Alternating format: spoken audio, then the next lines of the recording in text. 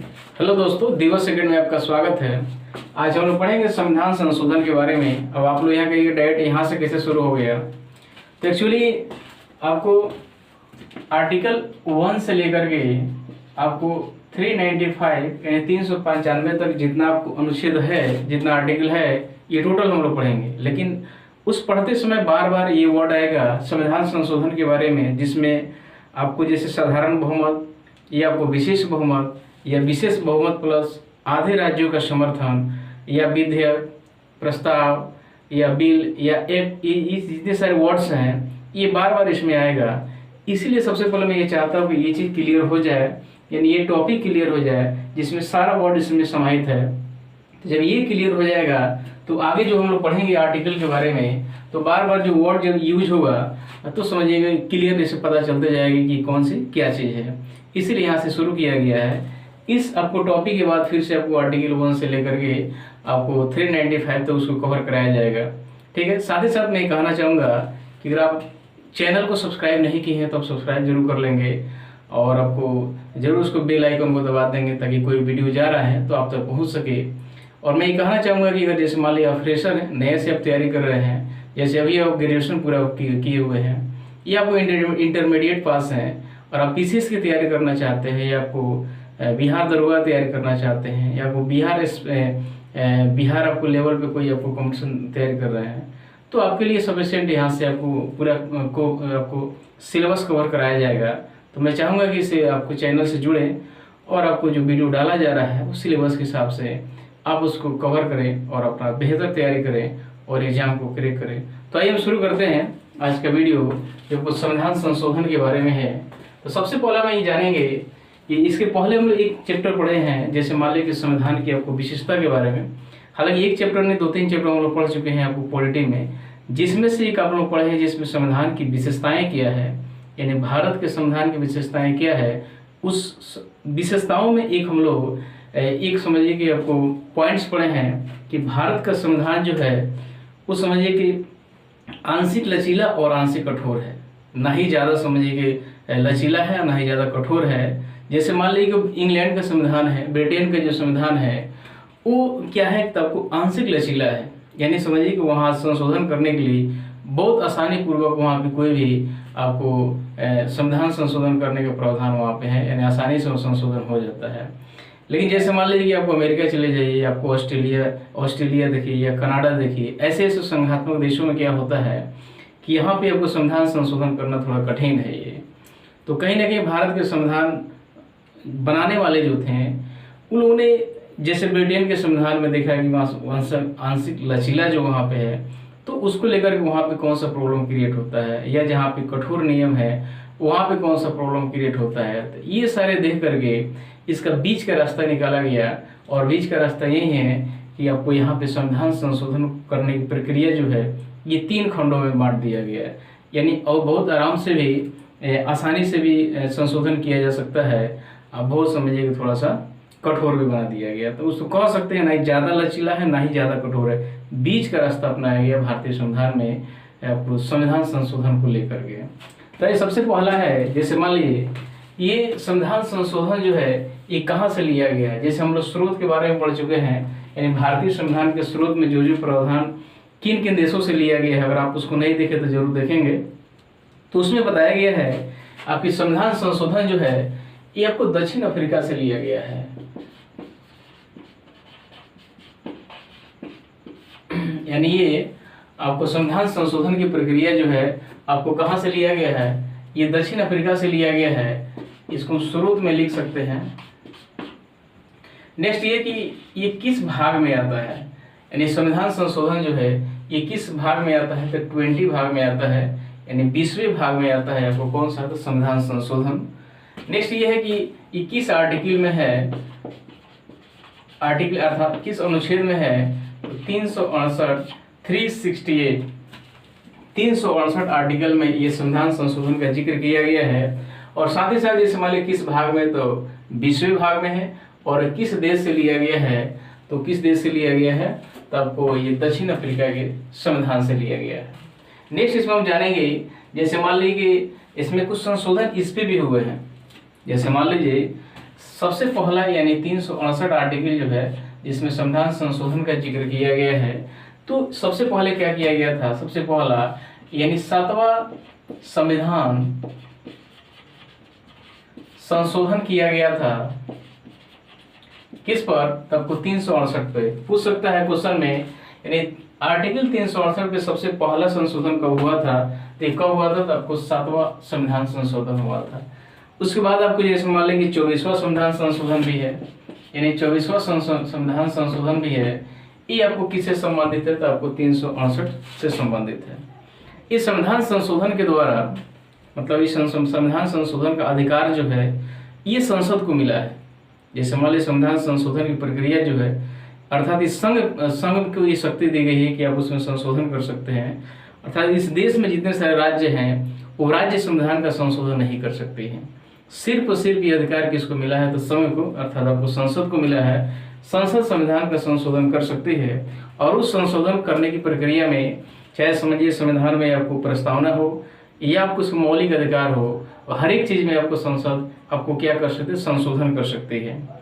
लेकिन एक चीज में क्या है? तो बेसिक स्ट्रक्चर जो है उसको ध्यान में रख करके, यानी उसको भंग नहीं किया जा सकता है कि बेसिक स्ट्रक्चर को बनाए रखे हुए संविधान के किसी भाग में संशोधन किया जा सकता है। और उस हिसाब से देखा है तो आज तक बहुत समझिए कि संविधान संशोधन हो चुका है।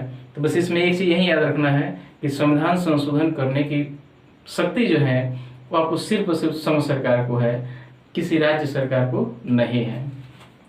इसमें ये देखेंगे जैसे मान लीजिए कि जो अभी हम बोले हैं, जैसे मान लीजिए कि संविधान संशोधन में आपको क्या ऊपर उद्देशिका है, जो आपको प्रस्तावना है या प्रीएम्बल जिसको हम कह सकते हैं, या मौलिक अधिकार है, ये सब में संशोधन किया जा सकता है। लेकिन आपको जो बेसिक स्ट्रक्चर को देखते हुए करना है, तो ये आपको केशवानंद भारती बनाम केरल राज्य का जो वाद आया था, तो उस समय सुप्रीम कोर्ट के द्वारा कहा गया था कि संशोधन तो कर सकती है संसद, लेकिन बेसिक स्ट्रक्चर को ध्यान में रख करके। तो ये चीज मैं दोबारा इसीलिए बताया हूँ कि केशवानंद भारती बनाम केरल राज्य में ये मामला गया था, तो सुप्रीम कोर्ट का ये आदेश था कि आपको बेसिक स्ट्रक्चर को देखते हुए संविधान के किसी भाग में संशोधन किया जा सकता है। अब हम लोग पढ़ेंगे कि संविधान संशोधन की कितनी प्रक्रिया है। तो आइए सबसे पहला देखते हैं। सबसे पहला इसका प्रक्रिया में जैसे मान लीजिए सबसे पहला आ जाता है साधारण बहुमत। यानी संविधान संशोधन में सबसे पहला क्या है? तो आपको साधारण बहुमत के द्वारा आपको संशोधन कर सकते हैं। दूसरा जो है ये है विशेष बहुमत। क्या है? विशेष बहुमत। और तीसरा प्रक्रिया है विशेष बहुमत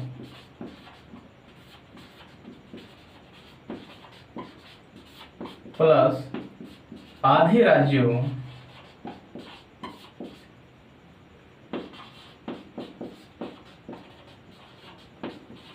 का समर्थन। आप इसको नोट करते जाएंगे कि बार बार इसको रफ करना पड़ेगा, इसीलिए आप नोट करते जाएंगे। तो संविधान संशोधन की कौन कौन से कितने बार प्रक्रिया है? तो एक पहला है सब साधारण बहुमत, दूसरा है विशेष बहुमत, और तीसरा क्या है? तो विशेष बहुमत प्लस आधे राज्यों का समर्थन। क्योंकि संविधान में संशोधन करते समय बहुत से ऐसे भाग है, बहुत से ऐसे सेक्टर आएंगे संशोधन करने के लिए, तो कोई इसमें लागू होगा, तो कोई इसमें लागू होगा, तो कोई इसमें लागू होगा। इसलिए अब इस जब हम पढ़ेंगे तो देखेंगे किस प्रावधान को मतलब संशोधन करने के लिए इसमें किसका प्रयोग किया जाएगा। तो सबसे पहला क्या है? तो आपको साधारण बहुमत है। तो साधारण बहुमत में क्या होता है कि सदन में उपस्थित, यानी जैसे मान लीजिए संशोधन करने के लिए प्रस्ताव जिस सदन में जाएगा, तो उस सदन में उपस्थित और मतदान करने वाले सदस्यों का आधे से ज्यादा, यहाँ लिख देते हैं सदन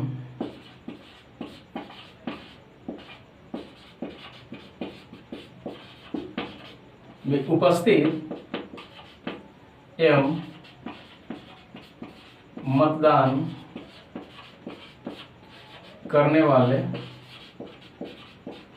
सदस्य, ये कितना होना चाहिए? तो आधे से ज्यादा होना चाहिए। अब ज़्यादा कितना होना चाहिए, 1 होना चाहिए, लगभग 1 या उससे ज़्यादा हो सकता है, मतलब कम से कम आधे से 1 ज़्यादा जरूर होना चाहिए।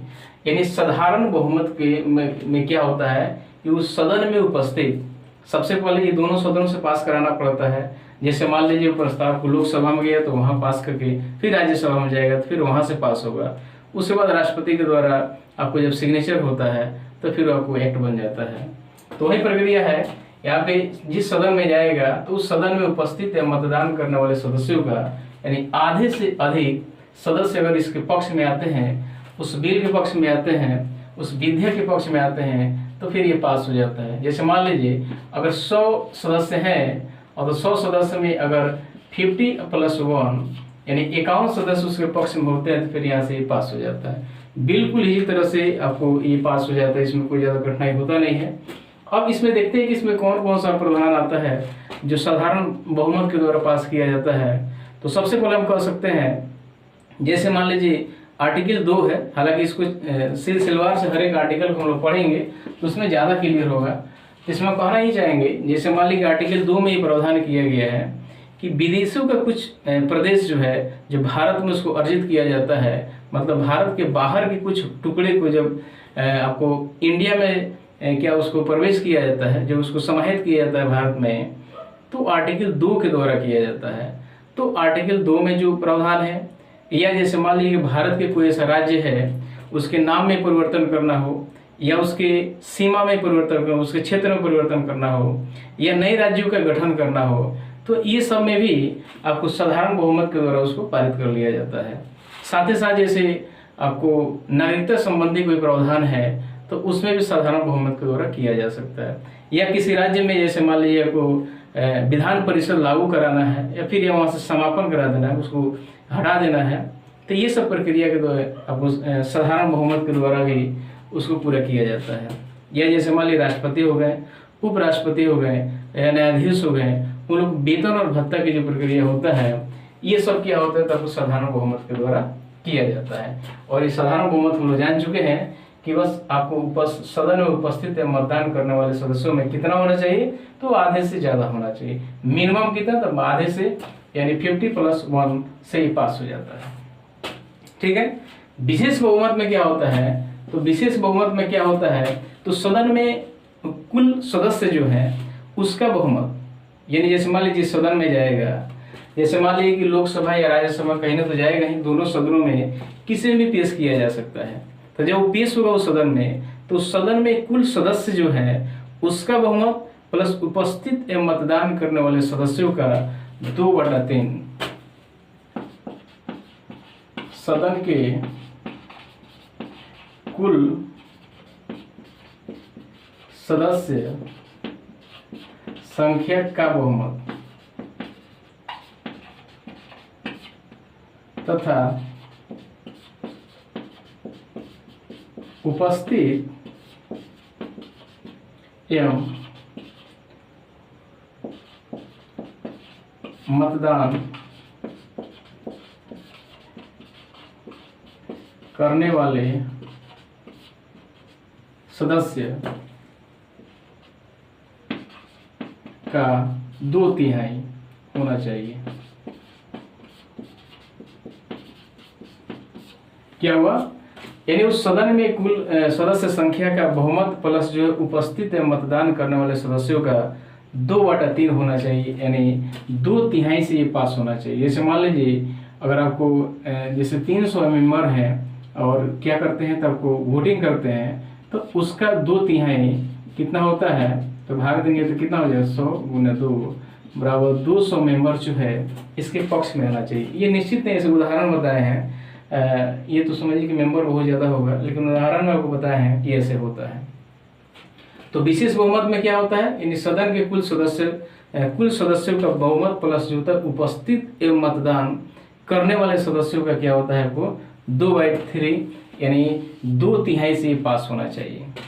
नेक्स्ट ये आपका विशेष बहुमत प्लस 1/2 राज्यों का समर्थन। इसका मतलब क्या है, ये प्रक्रिया तो रहेगा, ये विशेष बहुमत रहेगा प्लस यानी भारत में जितने सारे राज्य हैं, जैसे मान लीजिए आज डेट में कितने राज्य हैं, आज की डेट में कितने हैं, 28 स्टेट हैं, इसमें से आधे राज्य का समर्थन होना चाहिए।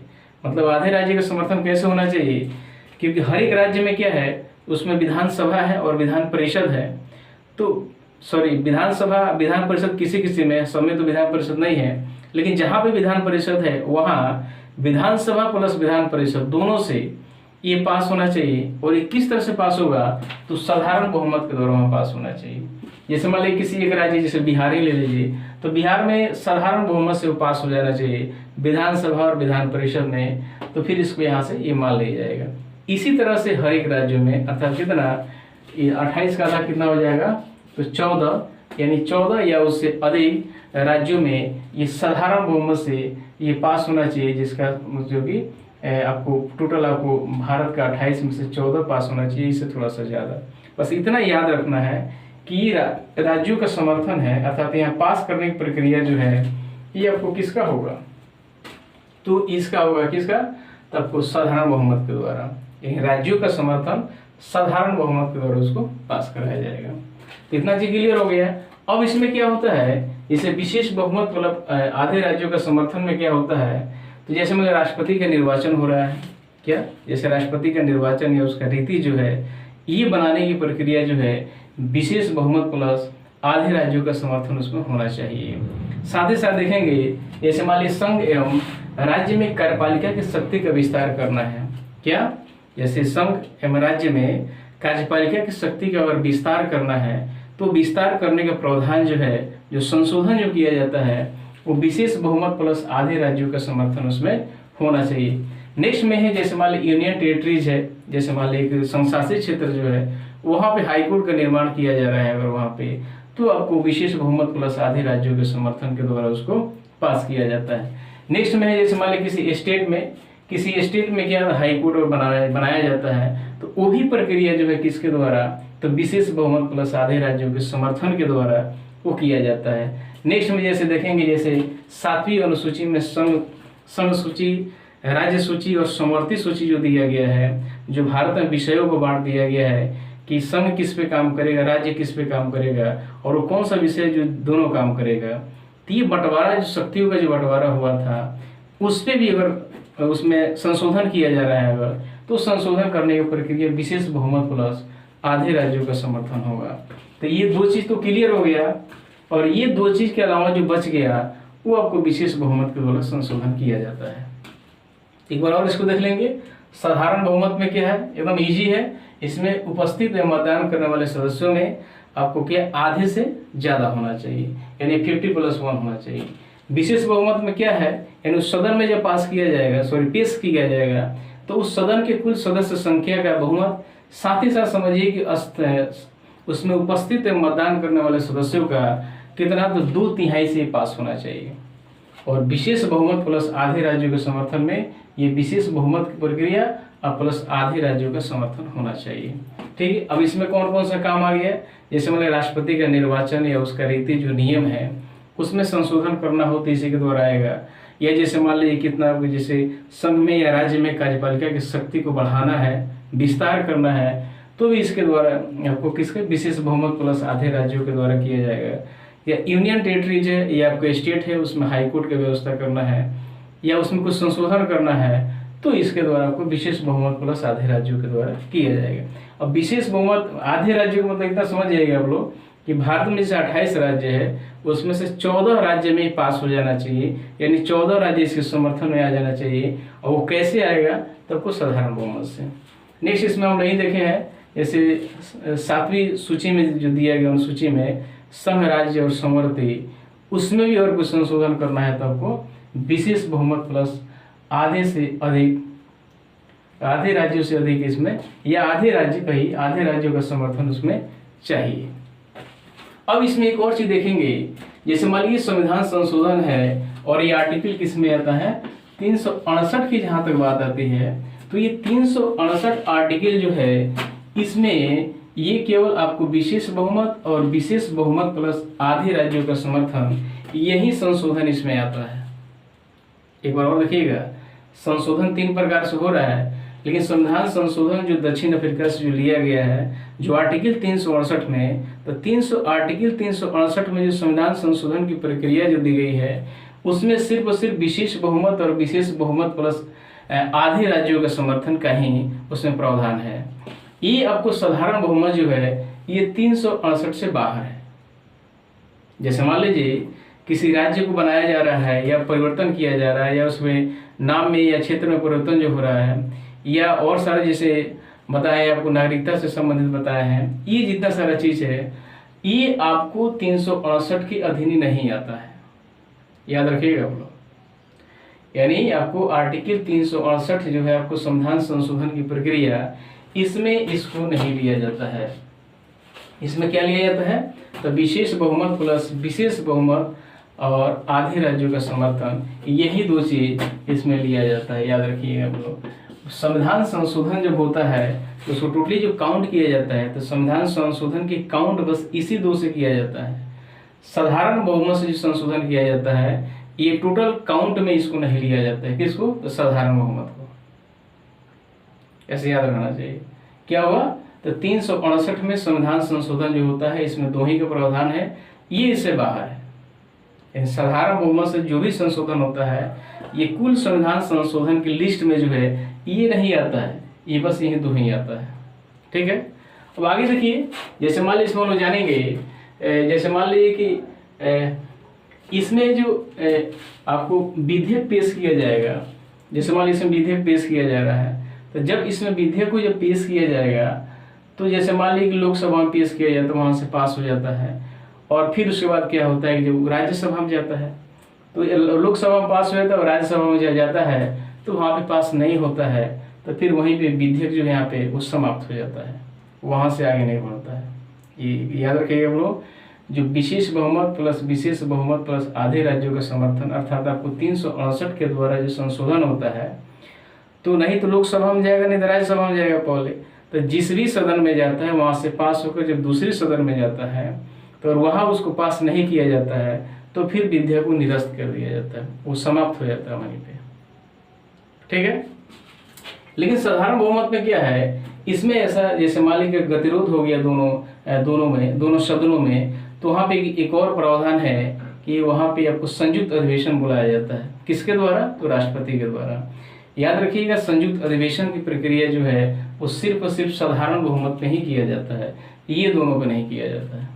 ठीक है, यानी संयुक्त अधिवेशन जो है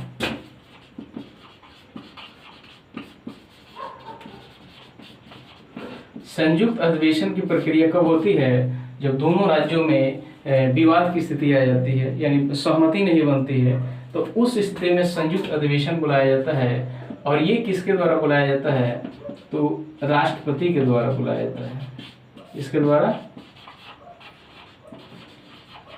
प्रेसिडेंट को बुलाया जाता है, प्रेसिडेंट ऑफ इंडिया, यानी राष्ट्रपति के द्वारा ये बुलाया जाता है। क्या? तो संयुक्त अधिवेशन। इसमें क्वेश्चन पूछता है कि संयुक्त अधिवेशन बुलाने की शक्ति किसके पास है? तो राष्ट्रपति के पास है। और उसकी अध्यक्षता कौन करता है? उसकी अध्यक्षता कौन करता है? तो ये लोकसभा का अध्यक्ष करता है, याद रखिएगा आप लोग। संयुक्त अधिवेशन की बुलाता कौन है? तो राष्ट्रपति, यानी उसी के पास शक्ति है।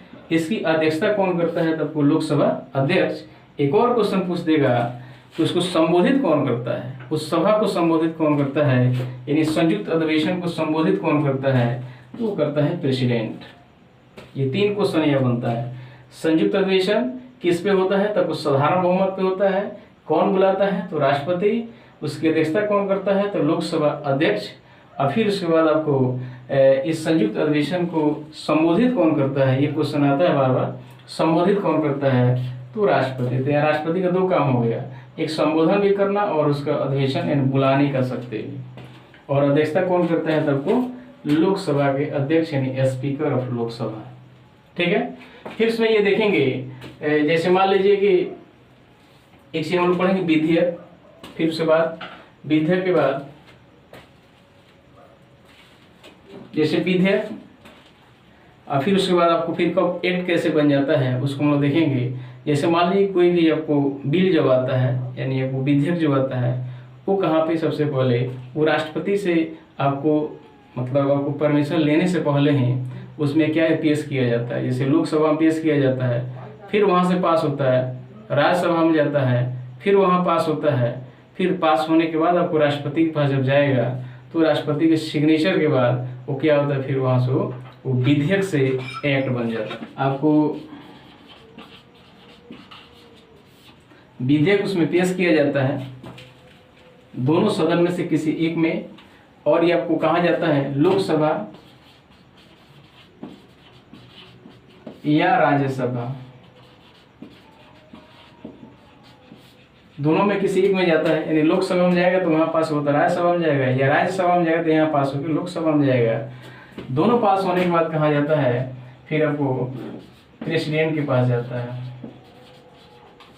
यहाँ जाएगा और फिर यहाँ सिग्नेचर होने के बाद हमको ये क्या बन जाता है, एक्ट बन जाता है।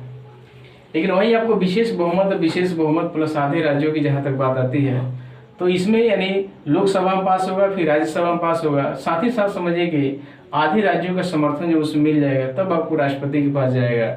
एक और बात मैं बता दूं, इस स्थिति में जो है राष्ट्रपति समझिए कि उसको इनकार नहीं कर सकते हैं या उसको वापस नहीं लौटा सकते हैं, वहाँ उनको बाध्य होना पड़ता है क्योंकि वहाँ पर उनको समर्थन वहाँ देना पड़ता है, अर्थात उनको सिग्नेचर वहाँ करना पड़ता है, क्योंकि यहाँ पे लोकसभा राज्यसभा में पास होकर के फिर आपको आधे राज्यों से इसको समर्थन में मिल चुका होता है, तो फिर यहाँ से राष्ट्रपति उसको नहीं लौटा सकते हैं, नहीं उसको रोक सकते हैं, बस उसको सिग्नेचर करके आगे बढ़ा के अर्थात इसको एक्ट में परिवर्तित कर दिया जाता है।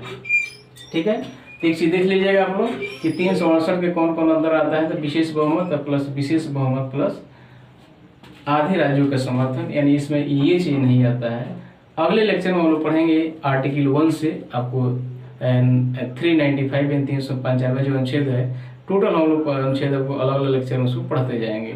ये आज इसमें हम लोग केवल इसलिए बताना चाहते थे, ये आगे चल के जितना सारा आएगा संशोधन के बाद जो बात आएगी तो ये क्लियर समझ में आना चाहिए। आई होप, मुझे आशा है कि आपको वीडियो अच्छा लगा होगा।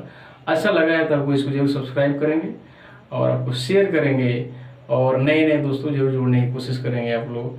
और कैसे लगा वो जरूर बताएं। वीडियो देखने के लिए बहुत बहुत धन्यवाद।